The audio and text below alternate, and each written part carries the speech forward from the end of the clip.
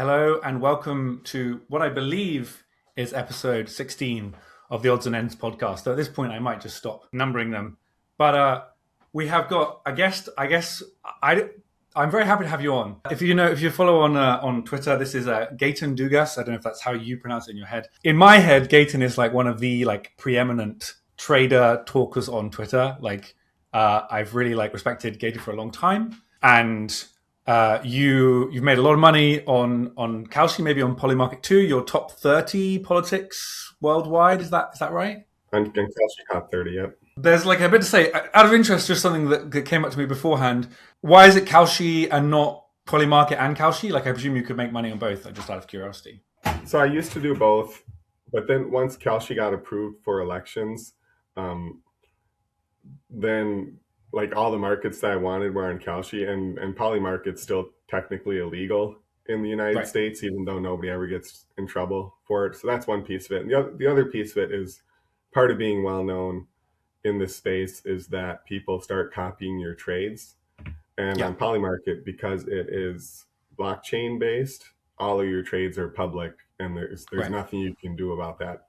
And a lot of the stuff I trade is kind of low volume, like culture stuff. So if I'm trying to build a position, I don't want to be competing with a whole bunch of people that are trying to copy that same position. So I've just stuck with Kalshi. However, once Polymarket gets their platform up and running in the United States, I'll start trading on there as well. Okay, interesting. And I think maybe something we're going to try and get into a little bit. We're going to see is if there's any interesting kind of difference between the trader mindset and the forecaster mindset. We had a back and forth between you and I and Peter Wilderford, and you were saying we were good forecasters, and Peter was like, "Well, you've made far more money than the both of us combined," which I think is the case. Also, you were very kind. You were really an early believer in the Nathan Young Metaculous tournament timeline. I think considerably more than I was. This is a surprise to me. But I was, getting from the early. I don't know if we can. I don't know if I can find the tweet. Maybe I'll find it afterwards. But you had a sort of you mocked up a victory for Nathan, and this is very encouraging to me. And it is doing better for me now. But I just thank you for the encouragement. It really actually did mean a lot to be okay, I gotta. You made some comment about you bet on me, and I was like, well, if Gaeten's gonna bet on me, then I've gotta.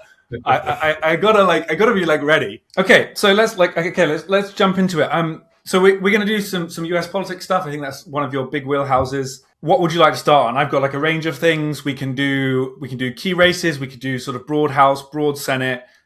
I'm mainly interested in the things where you think the public at large is wrong, or you have particular insights. We can do 2028, we can do Republican, so what's the thing where you think you've got the most insights? Let's do a general overview first of where we're at right now. What's been happening in the United States. Okay, and great. Last night there were two local elections that were in Florida, including in Donald Trump's district, and these are very red seats in the Florida House, and one of them, the one in Donald that has Mar-a-Lago in it, the Democrat won, and this is a pretty red seat. So that was an upset, and then there's another one that's really close, but the Democrats probably going to win there. And that's what we've seen all throughout Trump's second term, is that there's been a whole bunch of flips from red seats to blue seats. So from Republicans to Democrats at the local level, but we haven't seen any go the other way. So we're really looking at 2026, the midterms coming up in November, as shaping up for a blue wave. And the question is, how big is that going to be? Because the environment, the seats that are up in the Senate, only 1/3 of the Senate is up for election each year, and this year it's not a particularly good year for Democrats as far as which seats are up, but the environment may be such that they're able to overcome that. And so you're pulling it up now, and it's almost 50-50. And what's happening is a lot of seats that normally you just chalk up as to the Republicans are looking competitive. So there's a couple of interesting ones if we want to jump right into that. Yeah, absolutely. So my guess would be like the reasons for this tariffs are pushing up the prices of goods, and there's like a much broader sort of anti-Trump sentiment. It's like a binding factor on the Democrats. More, I think like midterms tend to sort of go against the incumbent. My sense is that Iran isn't deeply cutting through at the moment, though. If it causes, well, as it's causing fuel prices to rise and sit high, then that is going to be unpopular. Are there like any other like big factors that you think are like causing this? Like, we can see a couple of million. This isn't loads, but like, and there's going to be many, many more on like a variety of markets on Kalshi. There has been like a really genuine shift. People have really changed their minds. So like, what are some things which like people weren't pricing in 6 months ago? I think the big one is that the economy just isn't doing as well as anybody hoped. So Donald Trump came in with a lot of promises about getting prices down day one, about turning the economy around, and how tariffs were actually going to help the economy. And instead, what's happened is pretty much the opposite. There's the first 2 quarters last year, the economic growth was really slow. Third quarter was pretty good, but then fourth quarter came in a lot below expectations. And at the same time, the tariffs have caused prices to go up. So that's like the main issue in the United States is affordability. Like if you poll voters, that's the one that comes up over and over again. So tariffs have been damaging to affordability. There was under Biden, they implemented some additional subsidies for Obamacare. So that's the marketplace that we have set up for people that don't get insurance through their health insurance through their employers. And there was a Biden set something up where your premiums wouldn't be more than 10% of your income. And those, but it wasn't like a permanent program they put into place. That was set up to expire December 31st of 2025. So there was a big legislative fight at the end of last year, and they ended up letting those expire. So a lot of people saw huge increases in their health premiums as well. And now with the Iran war, which again, that's something Trump very much ran on the idea of not getting us into any wars. Like America first, we don't attack other countries, we don't get involved where we don't need to be. And then he's broken that promise in pretty spectacular fashion. And over the past 4 weeks, the gas prices have gone up $1 per gallon. So that's almost a third that they've gone up. And that's one of the things that's instantly recognizable to almost anybody in the US because you drive around, you see a gas station every couple of blocks and it has the price displayed. So you can see, oh man, this is going up. Every time I look, it's up even higher.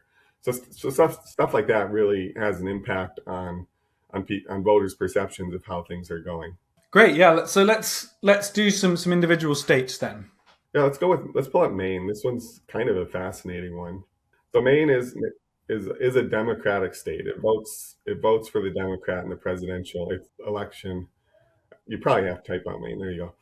It votes for it's reliably Democrat in every presidential election, but it's been kind of this white whale that the Democrats have been chasing after for a while because one of the seats belongs to a moderate Republican named Susan Collins, and the last time she ran in 2020, she was a big underdog going into election night. Her opponent was leading in polls by a lot, like by 8%, and maybe in the averages, and then she ended up winning anyway. So this is like the best pickup opportunity for Democrats. But what happened is that their two candidates are quite flawed. One of them, Graham Plattner, he's new to politics, and he's controversial. He's got all these Reddit posts that were quite sexist and racist. He's got like a Nazi symbol as a tattoo. And this is the Democratic guy, you say? Yeah, he's one of the he's the leading Democratic candidate right now. So he's got the appeal of kind of on his face as like, okay, this guy's young, he's kind of a regular guy, but he's got a lot of baggage that he's bringing along. And then on the other hand, we have his opponent, Janet Mills. She's a former governor of the state, and she's supported by Chuck Schumer, the leader of the Democrats in the Senate. But she's old as dirt. She's let's see, I can't remember her exact age, but I think she might be 81. Wow. No, she's 78 years old. And after the Biden fiasco, there's not a lot Yeah. of appetite for really old candidates. So it's kind of an interesting dynamic where with a good candidate, Susan Collins would be an even bigger underdog here. But the Right. Yeah. Democrats are kind of backing themselves in the corner with two very flawed candidates. And I'll just jump in to point out, I mean, some people are really going to know this, but it's like two quick things. The Senate is every 6 years, whereas the House is every two, which is like a weird, like is very important as far as these dynamics are concerned. I think senators are more willing to push back against Trump because they're probably going to outlast him. Also, moderates, I think, are like an underrated feature. You know, people didn't, or sometimes annoyed at Joe Manchin, but like when it came down to it, he often voted most of the time with the Dems. But similarly, Collins is like an interesting one in that she's much more moderate than most Republicans, but also, you know, she is like in general supporting like Trump stuff. So like I think this is like these are some really interesting dynamics, particularly when we're you know really on individual seats will actually matter a huge amount as to whether Trump can do a huge amount of things in the next sort of 2.5 years. Yeah, absolutely. And Susan Collins does a thing where she knows her audience. She knows she's in a blue state, so she'll often speak as in one way, like, and then vote in support of Trump's policies anyway at the end. Yeah. So it's definitely a mismatch in the way she's voting and the way that the majority of people in her state would like her to vote. But she's been there for so long and she moderates the message so well. And compared to the other people in her party, she's clearly an outlier in that she's so moderate. So, so even though, so that's why she still has a chance. Is this market right in your opinion, or you know, would you have takes on like if you were forced to, you know, if you gave a percentage, what would you put on this market? I'd probably buy the Republicans at this price. And the reason I would do that is that Plattner and Mills are going to spend the next couple of months just beating the hell out of each other via ads. And it's already started a little bit. So all of these flaws are going to come out in the advertising. And I think that's going to hurt the approval ratings of both of them. And it's going to start looking more like the Dems are blowing a good opportunity. So I don't have an exact percentage for what it will be on election day, but I do think that the Republican Party is probably underpriced here. And as a trader, I buy Republican Party here, expecting that to rise over the coming months.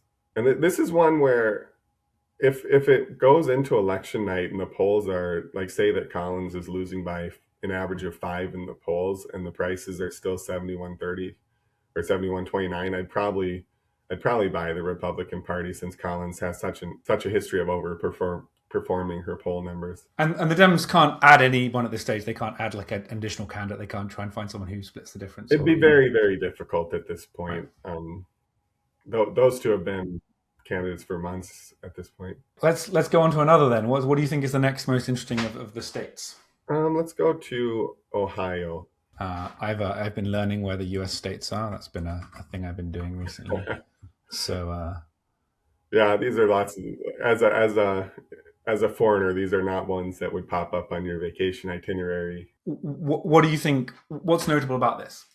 Okay, so Sherrod Brown, he's the likely Democratic winner. He was actually a senator for Ohio for quite a while. Um, he's he's very much in favor of unions, kind of an old school Democrat. He lost in 2024, so he's coming back trying to get his old seat back.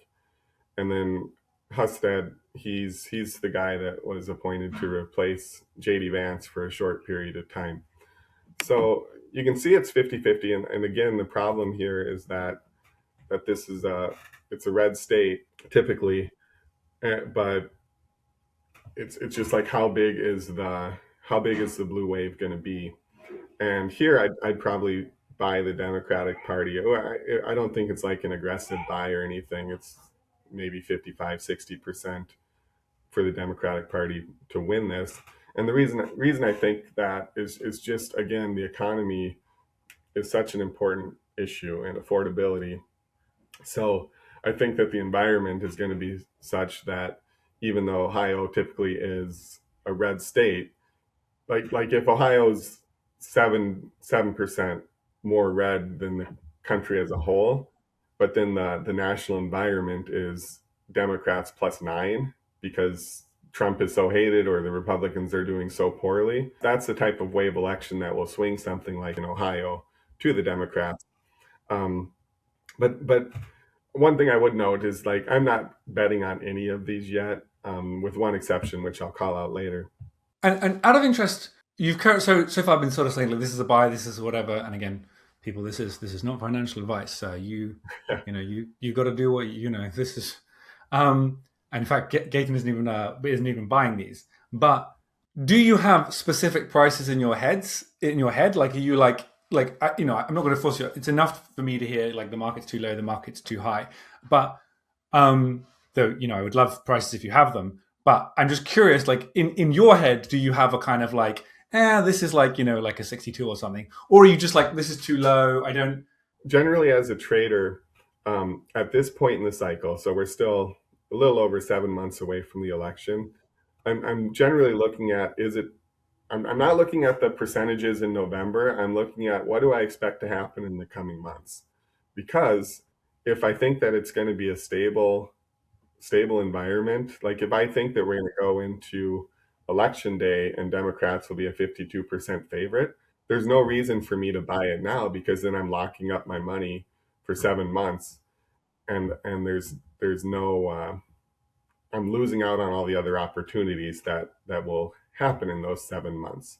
So the exception would be something like Maine, where I think that the primary, the Democratic primary, is going to be damaging to both candidates. So I might expect that to move to a 65-30 or a 60-40 in the coming months as the approval ratings of the Democratic candidates drop. So that's a situation where I might buy. Texas is the one place where I bought this year because I thought that the Democrats were too low. And I've sold out of that position because the Democrats' price has come up, and I was able to almost double my money there. But there's no reason for me to continue holding that until November. So as far as getting to that level of here's the actual price that I think is fair, I usually do that a lot closer to election day, when I'm going to make those bets with the intention of holding them until the end. What do you think is the next most pressing state to talk about? Let's pull up Texas, because Texas is really interesting. I predicted which ones you talk about, and I got them all wrong. But Texas was one I thought you might talk about. Yeah, so Texas, this, like, the Democrat hasn't won statewide in I think 32 years. So this is a very red state. Like, even in Britain, you probably know that Texas, like if you went to the average person and said, "Do you know what Texas votes?" and they'll likely Texas say, is like an oil state. Yeah, I think even yeah, I think exactly. yeah. This is one where I don't need to give too much coverage. And Democrats came close to winning in 2018. That was when Trump was president last time, and Beto O'Rourke was the candidate running against Ted Cruz. He just missed it by a couple percent. But then in 2024, when there was the last election, it wasn't very close. So people started writing off Texas. So that brings us to where we are today, and as you can see, it's very close with Republican Party as just a small favorite here. And there's a kind of like Maine, there's a bruising primary going on where Texas's Attorney General Ken Paxton is running against the current Senator John Cornyn. And Paxton was a big favorite going into the first round of the vote, but he ended up losing it to Cornyn, which was very surprising. So, but since neither candidate got 50%, they need to go to a runoff at the end of May.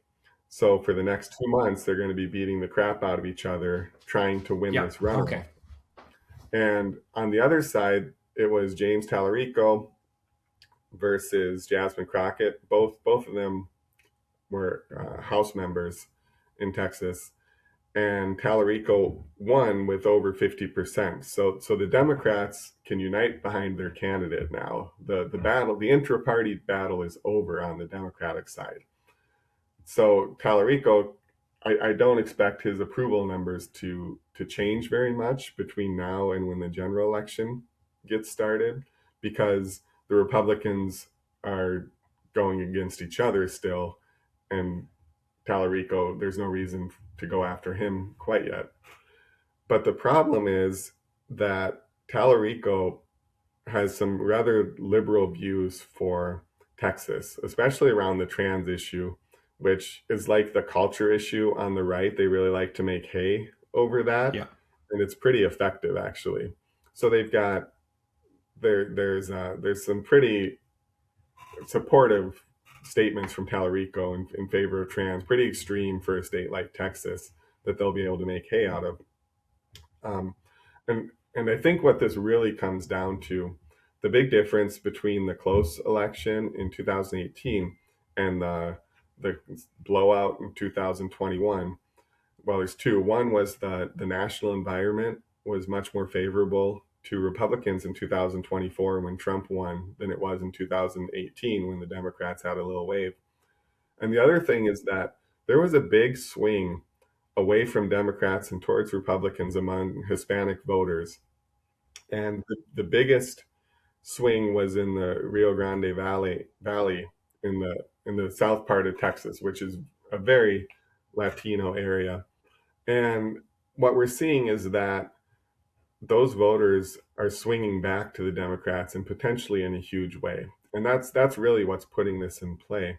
And if you look at, I'm sure you've seen those videos out of the US where we look like a third world country with these federal agents, these armed federal Yep. agents marching through Yep. neighborhoods and pulling people out of cars and breaking windows. Like, the primary target of that has been Latinos. Yeah. And there's thousands and thousands of Latinos that have been detained in horrible conditions for months, and they've generally been treated like garbage. And you can't really do that without having an impact on voters' opinions of your party. So I think that's going to be the key factor here, is how pissed off are Hispanic voters come November, and are they going to take it out on Republicans? And if they are, that might be enough to put Texas in the blue column for the first time in 30 plus years. And the one play that I mentioned earlier was I bought. So the term Blexus means blue Texas, and it's kind of a meme in the political gambling community, because every single year people talk about, oh, Texas might go blue this year, and then it never does. So I tweeted out that I did my honorary first Blexus bet of the year, and I bought in at like 22 cents for the Democrats. And as you can see, I did very well with that bet. I'm not holding it anymore, but I was able to sell out of it in the 40s, which is a very good turnaround for a month where I held it. What do you think you knew that the market didn't know? So I live in Minneapolis, which has kind of been ground zero for all of this ICE stuff, all the immigration stuff. And my wife is Latina as well. Right. Okay. So I'm really plugged into that, the opinions of that group. Like, in Minnesota, it's different from Texas, where it's mostly Mexicans. Minnesota's right on the northern border, isn't it? Yeah, we border Canada. Texas borders Mexico. So like, my wife is Peruvian, so most of the opinions I hear from South American opinion, and that Texas area is mostly Mexicans. But I figured that if that's like a topic of every discussion she has with her family and friends, it's probably happening all over the place. And that's probably going to translate into Texas Democrats overperforming in Texas. And during the primary, there were actually more Democratic voters in the Democratic primary than there were in the Republican primary, which is very unusual, especially when both are competitive. But also sort of a good sign for Democrats. It is. It means that there's a lot of interest on the Democratic side. This doesn't need to be a long answer. This is a quick one. I think it doesn't happen so much in forecasting. Again, I do a little bit of political betting, or like a little bit of geopolitical, but I'm not great at it. I make no great shakes there. But with forecasting, you just like want to get to the right value as soon as possible, and then you just want to like hang there or move there. Whereas obviously sometimes with betting, you want to predict where the market goes, and then you might actually think, oh, the market's wrong, but it's going to go up, so I'll buy in or something. I don't know. Is that a thing you do? Like, Yeah, is there ever a market where you're like, I think it's going to basically end up where I currently am, but I bet everyone's going to bet on it, so I'm going to bet on it, and then I'm going to try and sell before they do. Yeah, that's a little more rare. The more common thing is if I think it's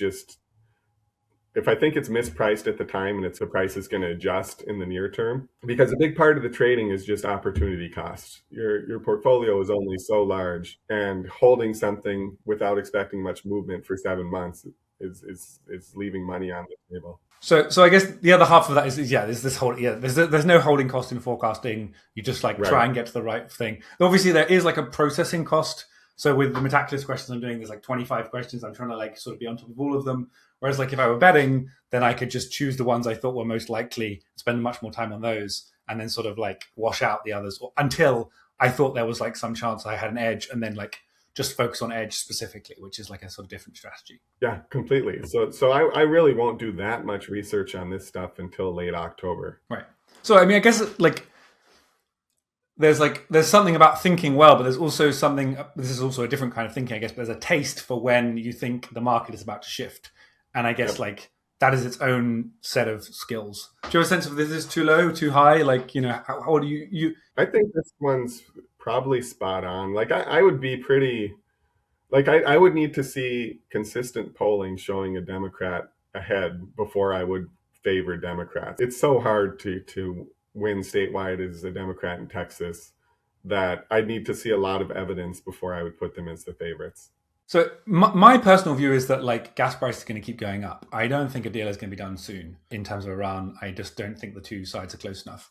We'll see, but that's like my view. My view is like as of this podcast, my view there's going to be a deal in the next like 3 days is like 5% or something, and my chance of a deal in like the next 15 days is like I don't know, like 10 or 15% or something. I don't know. It's like pretty low. Those are the sort of numbers off the top of my head based on research. But I mean, do you think that's going to have a big impact on these kinds of things? I mean, I guess like Texas produces a load of oil. So the fact that the fact that the oil prices go up may be good for them. I think it's a different kind of oil, but there's like something there. Do you think people are pricing in a long war with Iran just in terms of the fuel costs? Probably not. So the fuel costs are one part of it, but oil is used in so much and everything needs to be transported that it's going to start trickling into everything. So the increased oil prices are going to lead to higher prices across the board, and that's going to make a huge difference. I agree. I don't think that there's an easy way out. I think Trump has consistently been erratic, but in most cases, he's been almost completely in control of the outcome. So like if he sets tariffs at some X percent and the market reacts in a way he doesn't like, he can easily pull those tariffs back or lower those tariffs. But when you attack a country like Iran, it's largely out of your control what happens next. And we're seeing that now where,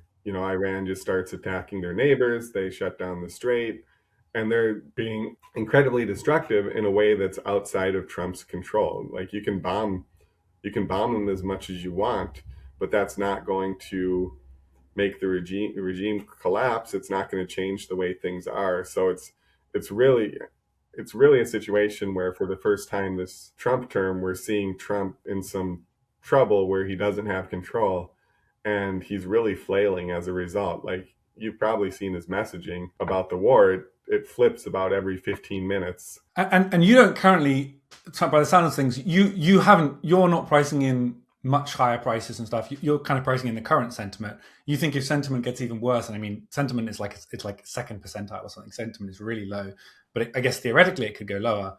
And you're currently sort of thinking about things in terms of how things currently are, not if we have. Let's imagine that we're in this conflict for another month. Let's imagine that oil prices go to the kinds of things they'll do if this happens. If the Hormuz Strait is closed for another month. You're not currently planning for that scenario as far as your forecasts are concerned. Is that correct? Right. So that I don't think Trump has bottomed out by any means. Like his disapproval ratings are as low as they've been, but I don't think they've bottomed out. But I haven't sat down and thought like, okay, here's where I think they're going to bottom out. Because right now, as a trader, it's not really pertinent to me at the time or this time. That was like that's like pretty interesting to me, and But yeah, that's going to be one of the biggest factors come November.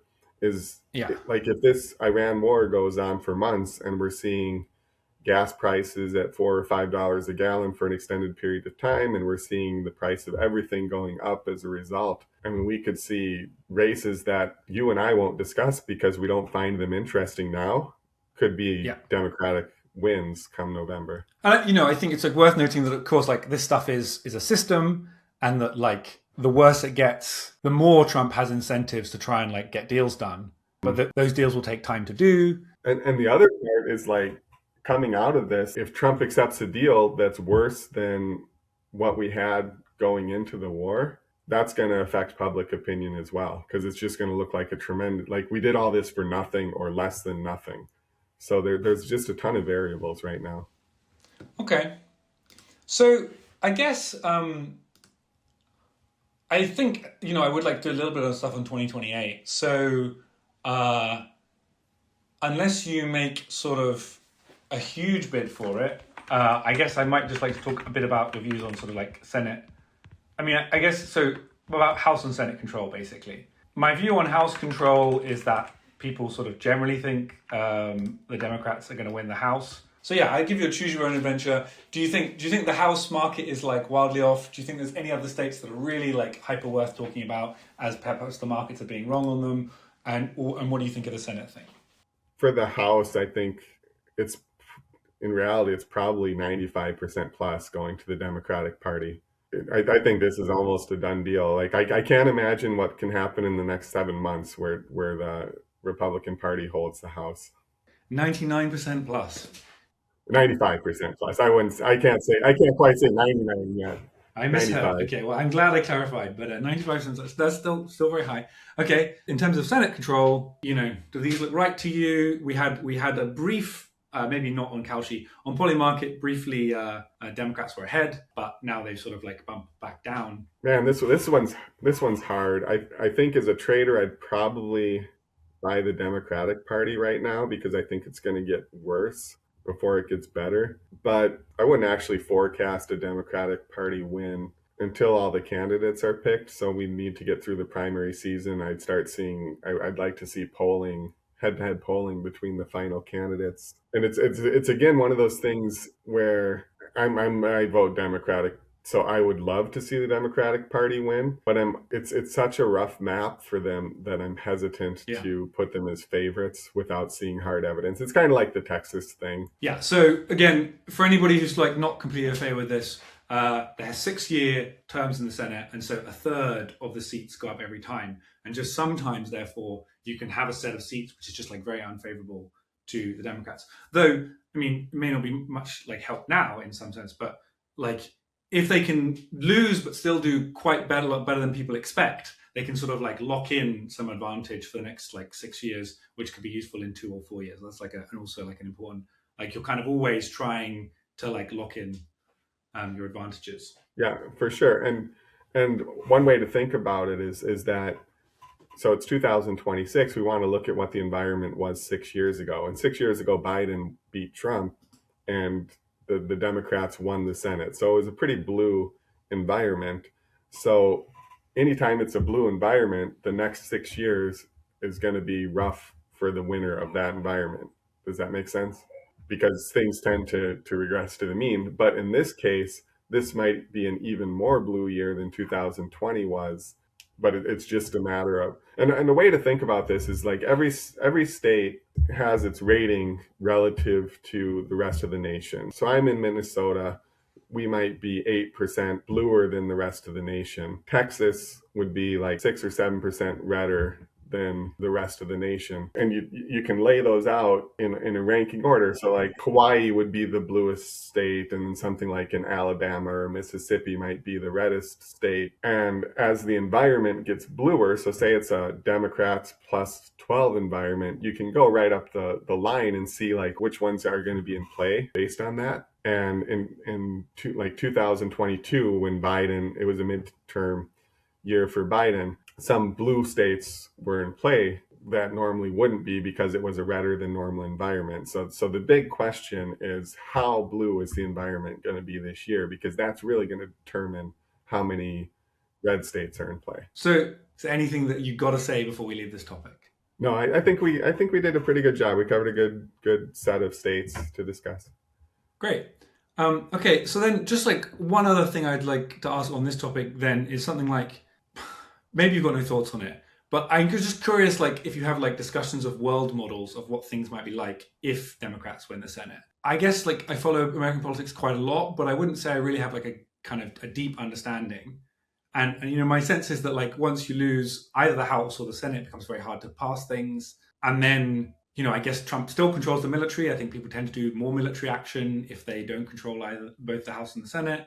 I don't know. I'm just curious what, you know, I guess we're going to see another impeachment if they control both, just because that seems like the sort of thing that happens. Do you have like takes as to like sort of like things people might not be considering as like median outcomes in the world where the Democrats control the Senate and the House? Yeah, so the big one is that they don't even need to control the Senate for us to see massive changes, because if they control the House, they'll be able to investigate with subpoena power.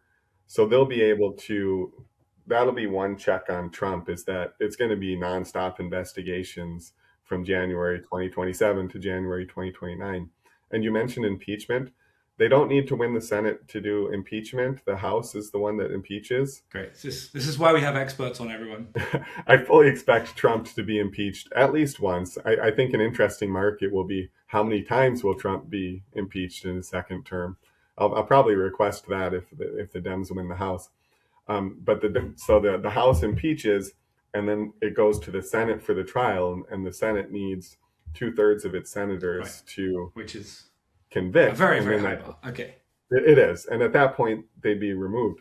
And it could be interesting. Like, I don't have high hopes of him being removed, but if he's as erratic as he's been, and like if his popularity just goes to the garbage like George W. Bush's did in his second term, I think we might come closer to that number. I think last time we had 6 or 7 senators from the Republican Party vote to convict Trump after January 6th, when they had that insurrection at the Capitol. But there is an interesting dynamic there, because no matter how unpopular Trump gets amongst the broader public, and his approval ratings are in like the mid to upper 30s right now, he has a lock on the primary electorate. So like the hardcore Republicans that pick which candidates the Republicans field, Trump has so much influence over them. So even as Trump becomes unpopular amongst the broader population, it's really hard for Republican politicians to go against him, because they'll just lose their next primary because Trump will support their opponent. Yep. So they're really stuck. Like,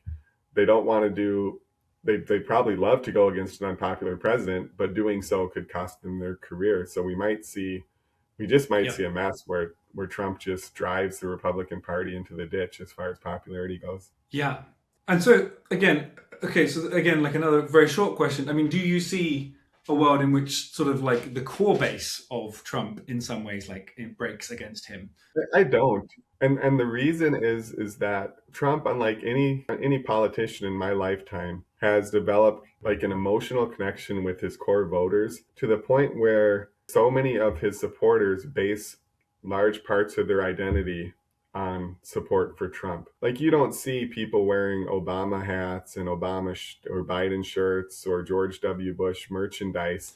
I mean, you saw some like Obama change, like the height of popularity, but yeah, like I think. Yeah, and that was typically during campaign season. Like the idea of campaign rallies when there's not a campaign, which Trump does all the time, that didn't really happen. There'd be like rallies to support around an issue, but Trump does them year round, supporting to rally around himself, which is very unusual. So it's very much a cult of personality, and because people have built their identities around him, it's much harder to say I was wrong. We haven't got loads of time left, but I'd be interested in your thoughts if you have any substantial disagreements with the market prices of the Republican and the Democratic nominees. We've got J.D. Vance at 37%. We've got Marco Rubio at 25.5%. Tucker Carlson at 5%. Gee whiz. So that's we really have two people in the markets as far as if you've got, and Donald Trump is at 4%. So once you're lower than Tucker Carlson or Donald Trump, I think you're like not somebody the market is seriously considering at the moment. Um, and for Democrats, we've got Newsom at 27%, AOC at 9%, and then Ossof at 6.5%, Shapiro at 6%, Kamala at 5%, Andy Beshear at 4%. Regular listeners will all remember when Sabs came on a few weeks ago, and he was arguing for he was arguing that Kamala was a real buy as far as this was concerned. Yeah, I guess, do you have like any disagreements with these? Yeah, I think Rubio should be the favorite. Like Vance is the favorite because he's the vice president, and that's typically like the next in line for something like this. But I think Vance is really not well liked. He's kind of like Trump without the charisma or charm, Okay. and it makes him really easy to hate. So I don't see Vance doing well once he's up there against other candidates. I think that Marco Rubio is kind of playing his cards quite well because he's so close to Trump and he's doing so many different roles for Trump. He's really well liked by MAGA voters, but he's also not super extreme. Like he comes off as a normal guy. So I think he should be the favorite right now. Okay, you think he should be the favorite? Oh, that's like a pretty major shift between the two. Yeah, for sure. But again, because it's so far out, I'm not betting on that. But if I had to pick a horse here, I would say Marco Rubio would be the best pick for the Republicans, for the reasons I mentioned. And then Democrats. So this is much more interesting since they're out of power. I think Newsom is definitely a buy no here. Newsom is really out there agitating the Trump administration. He's constantly tweeting memes at him, and he does interviews, and he's really out there, which is why his rating is so high. But in the end, he's a coastal liberal who underperforms electorally, and I don't think after going through what we just did with Kamala Harris, where she is kind of in that same lane, I don't think that Democratic voters will want to go that route again. I think AOC could be a great candidate. Like she's very charismatic, but I don't think that she'll win it either this year. I think that she needs to, one, probably move into the Senate, and two, moderate her record some. Because like candidates that do well in California and New York City, that's not really a good indicator that they're going to do well nationally because they're in safe seats, they're in safe positions electorally. So I'd look more like, at somebody like an Ossoff. I'd like that. He's young, he's good looking, he's a great speaker, and he's a senator from Georgia, which is a swing state. So he's been able to win in a place where it's difficult to win. But if I challenge, I feel worried that I've not done enough reading out the probabilities in this podcast for listeners. So I apologize if you've been listening. When we were talking about the Republicans, it was like 40%, 27% between Vance and Rubio, and Gaeten thought that Rubio was probably the favorite there, even though he was at 27.5%. Here we've got, Newsom is way out in front on 27.5%, and then it's sort of like 9% AOC, and then like 6.64 for people. Kamala's at 4.4%. So if I try and channel some kind of like pushback to what you're saying, I think I'd say something like, yeah, I think you're right that Gavin Newsom is like a coastal liberal who doesn't have a great record against Republicans, and I think that Kamala is pretty similar. But Newsom is handsome. I think Democrats might believe that he's quite different to Kamala, and we might have some kind of AOC kind of being on the left. We might have a kind of run of like Kamala and Newsom in the middle, and then like one of the two of them wins. And I agree that's balmy. I don't think that will be a good strategy for them. But sometimes the Democrats don't do things great strategically. I mean, like, you're asking for a major shakeup of these percentages? The reason is we're so far out. It's largely name recognition at this point, and with Gavin Newsom being the one that's really out there, he's basically campaigning already, and nobody else is. So it's not surprising to see him up that high. But one thing I'll point out is that with the exception of Trump, typically when a party's not in power, they'll try to moderate a little bit. You saw that like in in the 80s, it was Reagan, like the Reagan Revolution, and then they won. George H.W. Bush won, and then Bill Clinton came back as like a new type of Democrat, where he was more moderate, and then he was able to win. And then, so he got the GOP out of power for 8 years. And then George W. Bush came back and he was like, no, I'm a compassionate conservative. So he tried to frame his conservatism in more of a moderate terms. After losing to Trump, I think that the Democrats are, once they see the candidates up close and they've all filed for candidacy, I think they're going to end up picking somebody that's more on the moderate side. It's going to definitely be a battle between the more progressives and the more moderate people, but I think that the Democrats are just really going to want to win in 2028, and they're going to pick somebody that's going to give them the best chance to do that. And I think that probably means that it's going to be difficult for any woman to win the candidacy after Kamala and Hillary both lost. I think we're probably looking more somebody like an Ossof or a Shapiro or a Beshear, where it's like a safe white guy. Sounds horrible to say, but I think that that's what we're going to end up with. No, I agree. I think the Democrats are going to take the wrong lesson for it, and I do worry that they're going to see Gavin as a safe white guy, when to me he and Kamala look pretty similar, like much more similar than Kamala and obviously AOC, but like Kamala and say like someone like Whitmer. If you think Whitmer's similar because she's a woman, I think that's like a crazy take. She seems much more different to me than Newsom is. So if I were to pick three from this list, I'd say Ossof, Shapiro, and Beshear. Right. All three of them are from either, like we call purple states, like the swing states are purple states, like Georgia and Pennsylvania. Shapiro's from Pennsylvania, Ossof's from Georgia, and they've got track records of not only winning those states but being popular in those states. And Beshear, he has a track record of winning in Kentucky, which is a very red state, and he's very popular there as well. So I think we're looking more for somebody with that type of appeal, where you're not just appealing to the liberal wing of the Democratic Party, but you're able to show a history of getting support from the other side, because that type of thing is what you need to win. I guess we're really like winding to the close here. I keep saying last question, but this, I think this is probably the last question on this. I guess my take is that if you do get somebody like Kamala or somebody like Newsom, once you take out the national environment or whatever, then it'll seem like about even to me with like Vance. Maybe like Vance, I would back a little bit more or something. And then like Rubio, I would probably back quite a lot more in those, like comparison with those two. Whereas probably some people like maybe like Ossof or Beshear or some of these others, I would maybe put like above Vance in like a head-to-head if you take out the national environment, and then like maybe more equal to Rubio. I mean, does that kind of feel right to you? Yeah, that's exactly how I'd look at it. Like there's rankings. Like I'd put Rubio as having the broadest appeal of the Republican candidates. So I think he'd be a favorite against any of the Democrats on paper. But how close of a favorite he would be would depend on how on who the Democrats choose. If they choose a coastal liberal, I think that he'd be a heavy favorite. If they choose one of these more moderate candidates, I think that it'd be a lot closer.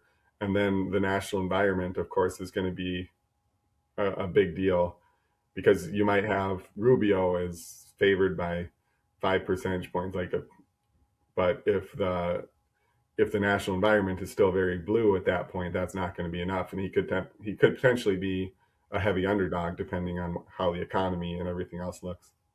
Okay. Well, this is our time. So the question I like to ask everybody is I give them like one forecasting recommendation and one non-forecasting recommendation.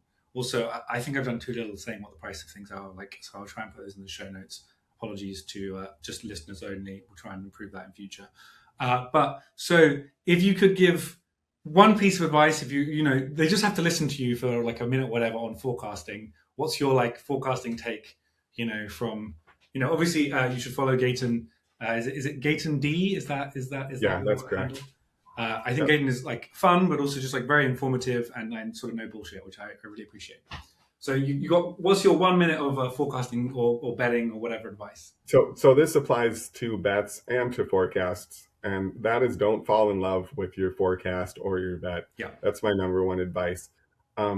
You I know you put time into a forecast or making a bet. In the case of a bet, you're putting money there, but you can't fall in love with it to the point where you're only seeking out information that confirms that. You always Yeah. have to be open to contradictory information and then revise your bet or your forecast. So I think that's my number one piece of Do advice you do there. you have a notable time in your mind when you sort of said goodbye to a bet that you'd really liked or whatever, and then you just had to be like, this isn't happening. You had to sell off a position at a loss or something. Was there some moment, and maybe where you kind of got out ahead of an even worse? Yeah, is there something that sticks in your head as that kind of situation?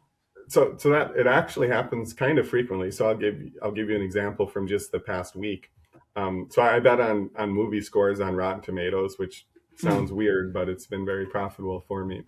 And yeah. a movie came out last week called Project Hail Mary, Yes. and I've got models for how these scores typically work, and the scores typically the early scores are usually the highest, and then they drop over time. So this score came in at like 94, 95, and I was so certain that it was going to drop over time that I bet like $12,000 that it Sure. would. But I constantly monitor the reviews that are out there, and so I had to do a complete 180 on it and take a fairly large loss just because the data coming in wasn't matching what my forecast was. And stuff like that happens quite frequently. We're not going to talk about it at length, but I have a post which I might put in the show notes called "Grief is a Fire Sale," which is about FTX actually, like watching the FTX crisis happen and having to be like, no, this is really bad. Like quite a lot of people I know were sort of like in some ways whatever involved. Like, I was like partly funded by their foundation and just like Mm-hmm. kind of trying to update early and hard, being like, no, like if I didn't already like these people and like what was going on, I would just say this was a complete like disaster area. And that was sort of quite personally painful, but sort of okay. What is your piece of non-forecasting advice? So you have these people for a minute, you can improve their lives in any way. You can give them, what is the advice? What should people, how would you advise the audience for a minute? Um, I'd say that my biggest advice is to like if you're in your 20s to especially to really take advantage of the social life available to you. Um, because as you turn 30 and 40s, one of the things that you don't recognize is how unique that period is in your 20s, where anytime you want to go out with a group of friends, it takes zero effort. Like everybody wants to do stuff. But as you get older and your social circle changes, people get married, people move away, people have children, that type of thing just becomes much harder. Like you need to put way more effort into it. So if you're in your 20s, don't be online all day. Get out there, make those friendships, make those bonds, because those are things that you're going to carry forward for decades, because it's a lot harder to do as you get older. Thank you so much. So at Gaten D on Twitter, I would recommend. Gaten, thank you so much for your time. Yeah, I just really appreciate it. And Yeah, thanks thanks for for having coming on the me. I do want to podcast. call out, like you and I have been talking online for like 6 years off and on, Yeah, and this is the first time we're talking in person yeah. or in live. So this is pretty cool. So thanks for having me on. Yeah, no, it's really my joy, and wow, now I just feel bad we didn't do it beforehand. But that is, I, if listeners, I recommend having a podcast because you can just have all the conversations that you wanted to have anyway, but you have like some sort of plausible deniability for asking for it. Maybe also, I just was like, you're like a big name to me, so I guess I Mhm. somehow it felt easier to ask for this than just to be like, we should have a call. But yeah, no, Yeah, so we very should have cool. done this Nice, soon. nice meeting you and chatting with you live.